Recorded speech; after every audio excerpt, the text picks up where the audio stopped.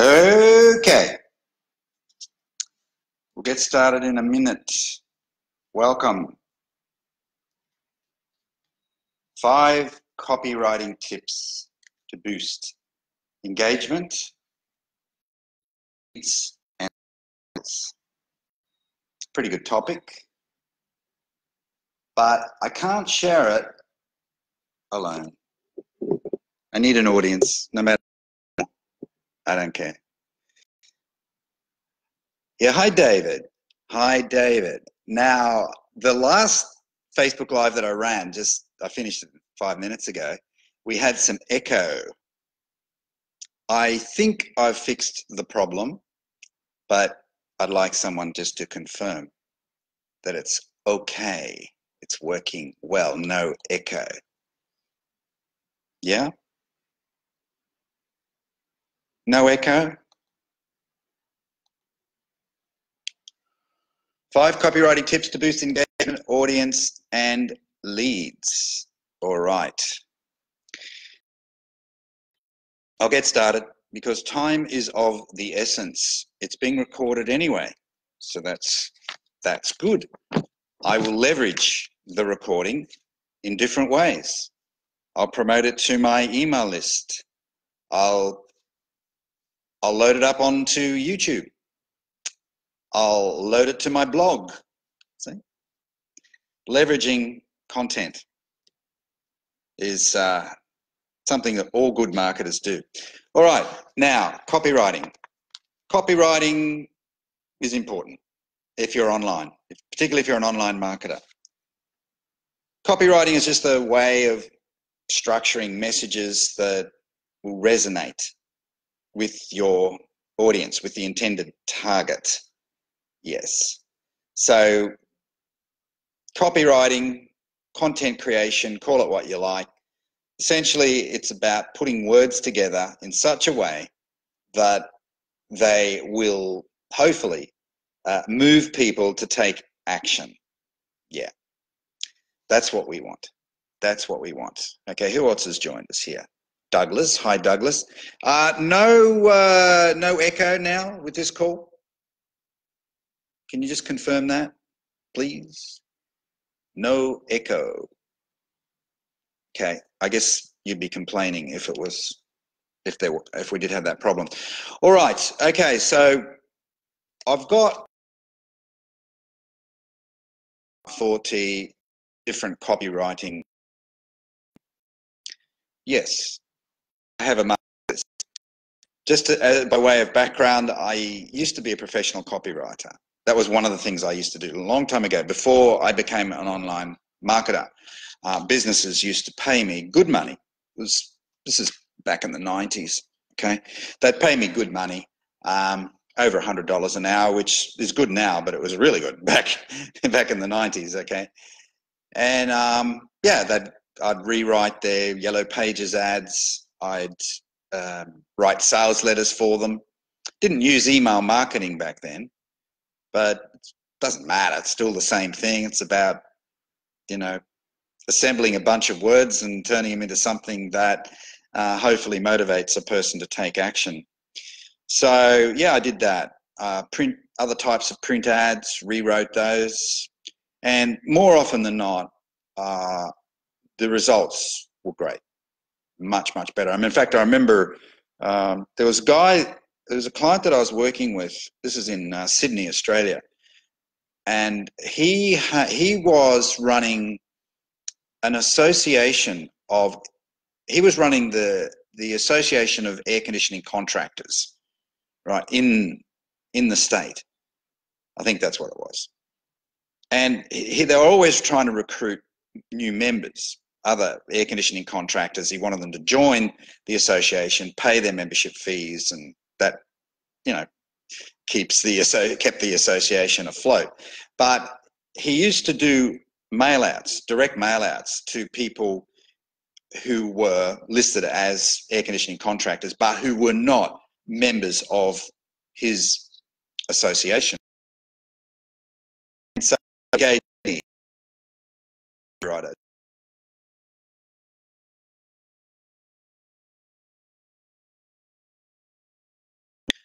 I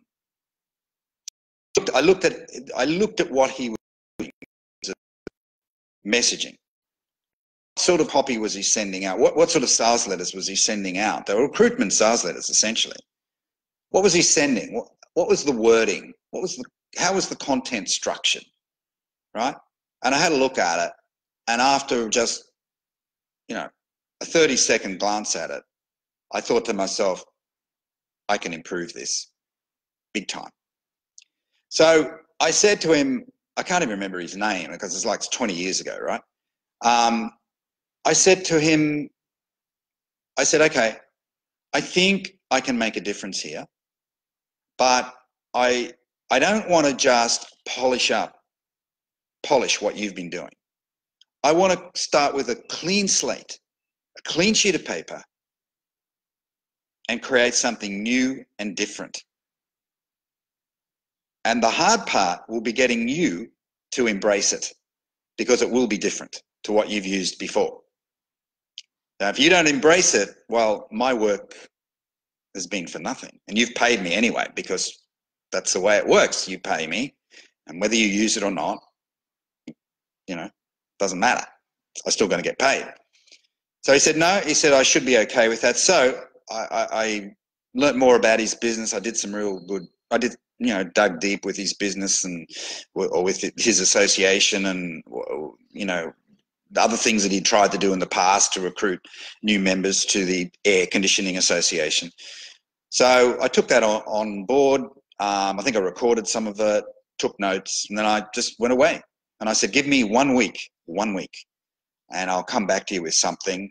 It may scare you, but I won't come back to you with something unless I know I'm got a winner. Okay, it'll be a winner. Confident about that.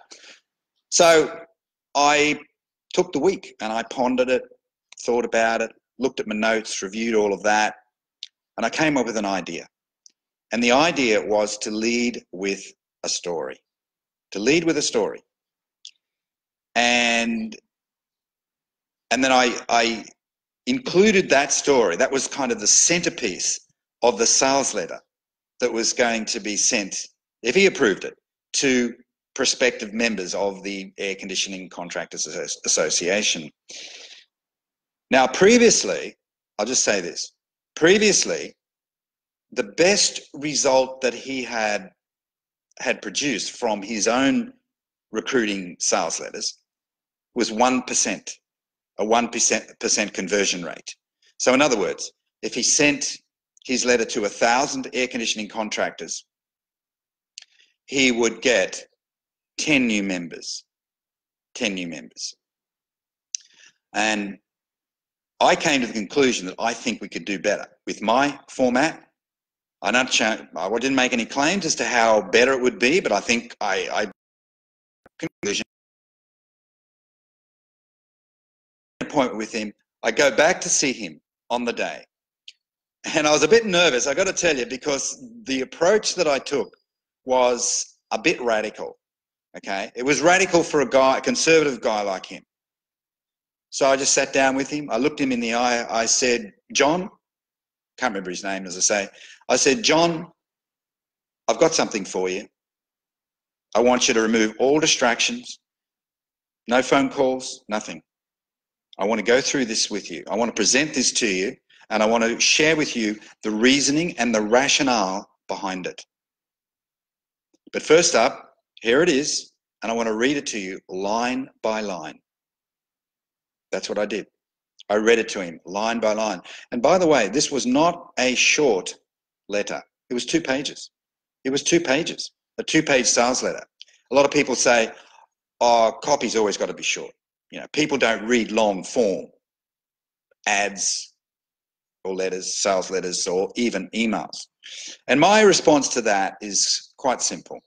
Bunkum. Nonsense. Total nonsense. If you structure it in such a way that it's interesting, grabs people's attention, hooks them in early, they'll read it, providing they have an interest in the subject matter, in the topic. They have to have an interest in the topic. But I know when I've been wanting to buy something, and think of your own situation. You're in the mode, you're in shopping mode. You want to buy a new car, you want to buy a new refrigerator or something like that. Don't you devour every piece of information that you can get your hands on? I know I do. And I think most people are like that. We become avid consumers of information at that time. Now, once we've bought the fridge or the car or the new, home theater system or whatever it happens to be, next time we see an advertisement or something like that for that type of product, we just glance at it. We're no longer that interested, are we? Because we already made the decision. But in the lead up to buying that item, we were probably very keen consumers of information relating to, the item. Now, before I continue, hi, Perry. G'day, Perry. Douglas, Penny again. Good to see you over here, Penny. Penny was on the last call. Pedram. Now, Pedram, can you confirm that the echo effect has more or less gone? Is it better? Yeah? No echo? Please say no echo. I need to just get that affirmation that there's no echo. Is it good? Is it okay now? It's gone, yeah. You know what I did in the first call? I had the echo button on. Somehow, accidentally, it got switched on. Sorry about that. And I did listen to the first 60 seconds of the replay. And, it wasn't. I'll be better prepared. So I read the letter to him, to this guy who ran the Air Conditioning Contractors Association. I read the letter to him. And after I finished, I shut up. I didn't say anything. I created a vacuum. I let him talk. I was waiting for him to talk. And there was a prolonged silence. Maybe, could have been 2 minutes. And let me tell you, 2 minutes doesn't sound very much, but when you're in a tense situation like that, 2 minutes can seem like eternity, a lifetime. All right. After considering it, he then looked me in the eye and he said, I'm nervous about it, but I'm going to trust your judgment and I think we should go with it. Yes. Yeah. I was excited because in my gut, I knew I was on a winner. So he organized for the mail out a week later and he sent it to all of the air conditioning contractors in the state who were not yet paid up members of his association. Guess what the response was? Was it 0.5%? Was it 1%? No, it was 10%. 10%. 10 times his previous best result. 10%. All because of a sales letter, a recruitment letter, a pitch letter that was sent to the people on his list. All because of that. So it was the messaging, wasn't it? It was the messaging. So what made the difference? All right. Well, when I looked at his attempts to use, the printed word to recruit people into this association, it was very impersonal. There were lots of cliches. It was boring. He didn't articulate benefits very well. He articulated features. In other words, when you become a member of our association, you will get, this bullet point, that bullet point, VIP access to this, blah, blah, blah. But he didn't turn those features into benefits very well. And above all, he didn't tell a story. Now, if you attended my last echo-laden Facebook Live that finished about 10, 15 minutes ago, you would know that the purpose of that Facebook Live was to educate people about storytelling, how powerful. So what have I just done? I've told you a story, haven't I? I've told you a story. And chances are you've been riveted. You've listened to the story, okay? So that's exactly what I did with the sales letter that got a 10-fold increase in response, in sign-ups, paid sign-ups. The sales letter revolved around a story. A story. And it went something like this. Unfortunately, because of a major mishap, I do not have that sales letter anymore. I don't have it because I only had a physical version. It was before I became very much a digital kind of person. It was printed paper, right? I had all of it on printed paper, and actually we did have it on disc, but they were floppy disks. And those floppy disks were lost. This is part of my hero story. It's a very sad story, but it had a happy ending. But anyway, the reality is that I don't have the story, but I remember more or less how it went. And I use the same technique to this day in different forms. But basically, it started out by saying, let me tell you a story about two people. The first person was eager to grow his business. He was hungry to grow his business. He was into educating himself about business and, how to grow the business, investing in education, investing in different things to grow his business. So that was the first story about the conscientious person, business owner. The second story was about an apathetic business owner who didn't believe in investing in the future, investing in education, investing in courses, investing in this, investing in that. So it told the story through on the first page, and then at the beginning of the second page, it said, "Let me tell you something." And it went something like this: "Let me tell you something. The first story is a story that relates to people who join the Air Conditioning Association of New South Wales," or whatever it's called. Because when you join the association, we're going to support you with training courses, live training courses at our facility here in Sydney, blah, blah, blah. So it went on like that. But it started out by telling a story, a tale of two people. The first person, conscientious, believes in investing in the future, investing in his business and investing in tools and other resources, etc. The second person thought he could just rest on his laurels, just continue to bump along doing the same old things in the same old way, etc. So that's how we did it. That's how I did it. And I still use it to this day. If you, I have a paid program. It's a kind of an entry-level program, but boy, it's fantastic value. It's called Try Build a Core. And some of you who are on this call are members of Try Build a Core. Well, my latest sales video, and if you haven't looked at the Try Build a Core video, you should look at it and get involved. Do it, because it won't cost very much. It's a very low cost kind of a thing. But the other reason why you should watch the video is to see how I tell the story.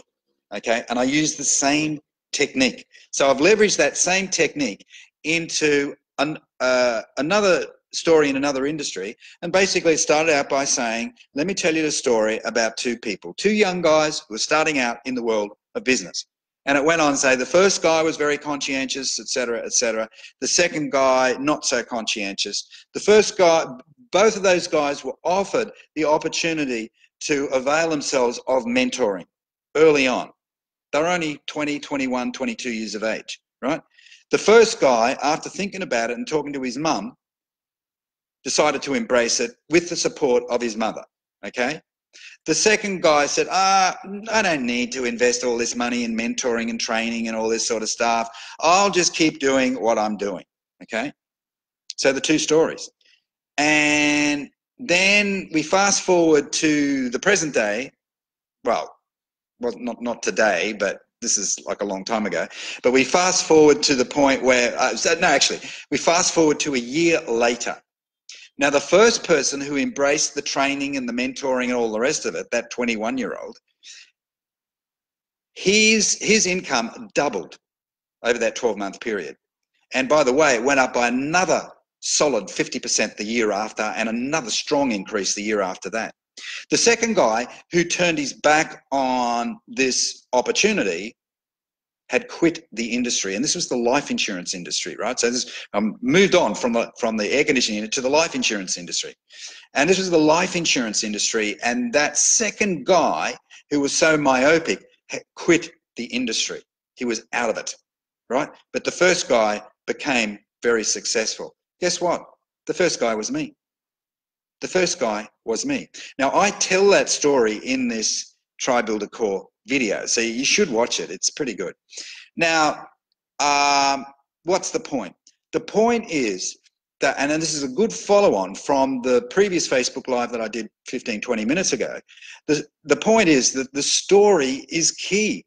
The story is everything. And if you've got a good story, if you can fashion a good story, either via the printed word or audio, video, whatever, it will act as a very powerful magnetic hook. Trust me, this stuff works. All right, so let me give you the five tips. I'm going to skim through them, not skim through them. I'm going to go through them fairly quickly here. Okay, so the first one is know your audience. Now, I said in the last Facebook Live that relevance is key, but you cannot be relevant to your target audience if you don't know them, if you don't understand them. So you've got to know your audience. You must know your audience. What is it that turns them on? What is it that keeps them awake at night? What is it that scares them? What is it that stresses them out? What are their hot buttons? What are their dreams? What do they want their future to look like? How well do you know your audience? How well do you know it? Do you have an intimate knowledge and understanding of your target audience? Have you clearly defined your target audience? Have you clearly defined it? Have you developed your avatar, a profile of your ideal customer? Have you done that yet? It's critically important, because you cannot create content for your audience if you haven't defined who or what your audience is. You can't do it. So know your audience, number one. Number two, write for your audience, obviously. You've got to create some content for your audience. It has to be relevant. And the relevance comes from knowing, having a certain understanding of your audience. And then when you know what turns them on and what keeps them awake at night, then you can create content that's laser focused, like a bullseye. Just bang, you hit it every time, because you know exactly what your audience, what your people want. Okay, so you take the focus off you and you put it where it belongs. Your audience. Take the focus off you. We don't care about you. We only care about the audience. I don't care about me. When it comes to creating content, I'm always thinking of my audience. What's going to turn them on? What will hit the spot with them? That's it. So then we have to write for our audience or create content for our audience. Now, because this topic is about copywriting, I'll keep talking about writing, but you could use the same thinking for audio, podcasts, videos, Facebook Lives, etc. Number three, write in everyday language. So in a way, you've got to almost just dismiss what we learned at school. You know, we get taught how to create content or how to write, very formal. The teacher wanted us to write an essay on a particular topic. And, you know, we're taught to write in a very formal way. But the way we need to write is, should be more like the way we talk to people, just in everyday language, having a conversation with somebody. Sure, we should clean up the grammar, fix up the bad spelling, get the punctuation right, do some of those things, because it makes it, if it makes it easier for someone to read, that's got to be a good thing, isn't it? So fix up the grammar, cut down on the superfluous words, because sometimes when we talk, some of the words that we use, you don't really need. So, sure, write the way you talk, but then tighten it up, tighten it up. But it needs to be in everyday language that people can connect with. So it resonates. That's what we need to do. It needs to resonate with people. So you write in everyday language. That's number 3. Number 4, tell a story. Well, I don't need to reiterate that one, do I? Tell a story. My opening was all about a story. I illustrated a story-based sales letter with a story, right? So I told a story about a story-based sales letter. So that's number 4, tell a story. Don't need to harp on the point. And the final one, I'll share with you in about 30 seconds. See who we've got here. Anybody else joined the call? This is great. I think I'll run another one of these for the group, for this group. All good. Good day, Perry. Yeah, Perry. Rose. Hi, Rose. Haven't seen you for a while. That's great. And Penny Kennedy. Hi, Penny. Penny. All right. So the first 4, let's just go over them again. Number 1, know your audience. Know your audience. Know what makes them tick, what keeps them awake at night, what turns them on, all of that. Write for your audience. Then create content for your audience. Take the focus off you, put it where it belongs, your audience. Your audience is key. Write for them. Write for them. Number 3, write in everyday language. Yeah, everyday language. Number 3. And number 4, tell a story, which leaves me number 5. That's the last one. And what's that? What is number 5? What do you think it might be? Well, I mean, we've got a selection here. I've got 40 different tips on copywriting, 40 of them. And as I said in the previous Facebook Live, I'm writing a kind of a mega blog post, sharing these 40 tips. I may end up turning it into some kind of a copywriting course, a paid course, but I'll certainly let people know when the blog post is ready. And what I might also do is create little Facebook Lives revolving, maybe not around 5 tips, it might be a bit too much to do justice to it, but maybe revolving around 3 tips, 3 at a time, 3 at a time. We'll do it on Facebook Live, something like that. Anyway, number 5, so many good ones. I was racking my brains. Which ones shall I choose? Which are the most important ones at this time? So this is the 5, but I've got some other crackerjack tips as well. But I'll leave you with the final one, number 5, and it is social proof. Social proof. Now, social proof is really important. It validates your proposition, doesn't it? Because you're offering maybe a testimonial, maybe a case history, something like that, in the form of a story. Social proof. That's what people want. People are social animals. And you need to have some social proof. Wherever possible, you need social proof. Now, I'll give you an example of how not to do it, how not to sell something. I've been on this guy's mailing list for several years, and he's a nice guy. I like him. He's a nice guy. So I've bought him. Now, but I haven't bought his latest product. His latest, it's a kind of a done-for-you funnel system, right?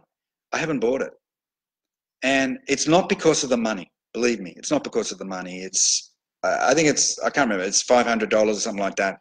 It's not the money. There's another reason why I haven't bought it. And I was interested in his particular funnel system. I quite liked the concept, the strategy that underpinned it. But there was one thing missing from his sales page, and it was a glaring omission. A glaring omission. What was it? There was no social proof. No social proof. None. So my assessment is that he is launching this funnel without testing it with real people to see if it works. And he's using us as guinea pigs. Well, I can tell you something. I'm not going to pay $500. I'm not going to be his guinea pig, his $500 guinea pig. I want to see some social proof. If he wants to give it to me for free, I'll test it out and then I'll report. and I'll give him some social proof if it's good. But I'm not going to pay $500 if there's no validation. Now, another example. I've had these two really stood out for me in the last month. This other example comes from a marketer who has a name. He is a name marketer in the industry. His first name is Vince. So if you're in the marketing arena, you'll probably know who I'm talking about. Now, he was selling a package for people who want to make money from the local business marketplace, right? And it was kind of like a done-for-you package, and all he wanted you to do was to target local businesses and to get them onto the list. And I think he had a small ticket front-end offer, sell that small ticket front-end offer, and then his team would then take over and sell consulting packages and all of that. And you didn't get involved with that, but he would put, you know, commissions into your bank account, right? It was an attractive offer, would be for many people who wouldn't feel confident about selling, you know, $5,000 or $10,000 consulting packages. All we had to do was sell that little front-end offer, okay? So I watched his sales video, and yeah, the proposition was good. One problem. And he was looking for, I think it was a $2,000 investment, $2,000 from me, okay? But once again, we had this problem.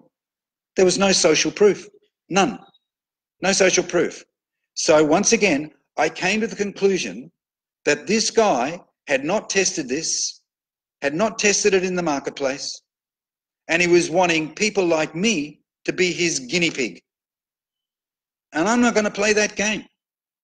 Now, this is an experienced marketer who should know better, a name in the industry, yet he didn't include social proof. And I think it's because he didn't have any. I don't think he had any case histories. I think he was just trying to make a quick buck from suckers like me. Well, I'm not a sucker. But I wonder how many other people would have bought it, even though there wasn't any social proof. He would have made a lot more sales if he had the social proof, and that's the point. Social proof will make a huge difference. I'm not saying you can't make sales without it. You can, but social proof just takes it to another level. So if you're an affiliate marketer, a network marketer, a coach, a consultant, solopreneur, you're promoting something that requires people to spend money, you need to have some social proof.